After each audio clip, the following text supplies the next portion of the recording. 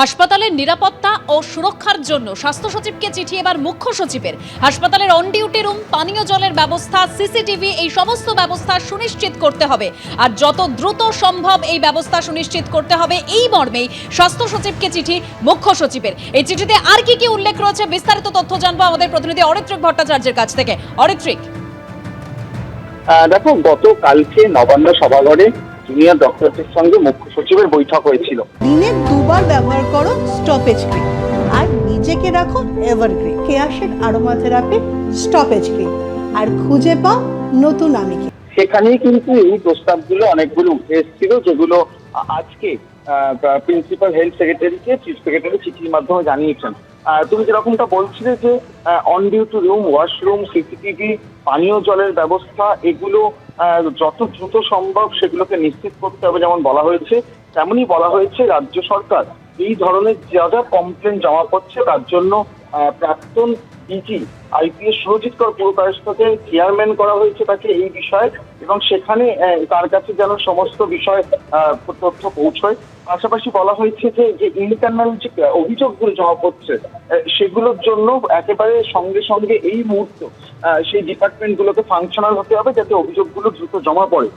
এবং যেটা গতকালকে বৈঠকে কথা হয়েছে, পুলিশ অথবা নিরাপত্তারক্ষী নির্দিষ্ট ব্যবস্থা করা, সেই ব্যাপারটাও কিন্তু চিঠিতে বলা হয়েছে যাতে লোকাল পুলিশ অথরিটি যে থানা এলাকায় করবে সেই বিষয়টা নিশ্চিত করতে বলা হয়েছে। এবং পাশাপাশি রিয়েল টাইম বেড অ্যাভেলেবিলিটি এবং আরো কয়েকটি বিষয় উল্লেখ রয়েছে। মোট 10টি পয়েন্ট এখানে দেওয়া হয়েছে এবং দ্রুত সেগুলোকে ইমপ্লিমেন্ট করতে হবে, এমনটাই প্রিন্সিপাল সেক্রেটারিকে চিঠি দিয়ে নির্দেশ দিলেন মুখ্য সচিব। ধন্যবাদ অরিত্রিক। এই মুহূর্তে আমাদের সঙ্গে রয়েছে আমাদের আরও এক প্রতিনিধি সন্দীপ সরকার। সন্দীপ, জুনিয়র ডাক্তারদের তরফ থেকে সরকারকে একাধিক দাবি দেওয়ার কথা বলা হয়েছিল হাসপাতালের উন্নয়ন থেকে শুরু করে নিরাপত্তা সংক্রান্ত প্রশ্নে। এই আবহের মধ্যেই মুখ্য সচিবের চিঠি গেল স্বাস্থ্য সচিবের কাছে। দেখো, 15টি পয়েন্ট তারা উল্লেখ করেছিলেন যখন রাজ্যের মুখ্য সচিবকে তারা কালকে গভীর রাতে ইমেলটি পাঠান। সেই 15টি পয়েন্টের মধ্যে অনেকগুলোই ছিল যা এই চিঠিতে রয়েছে।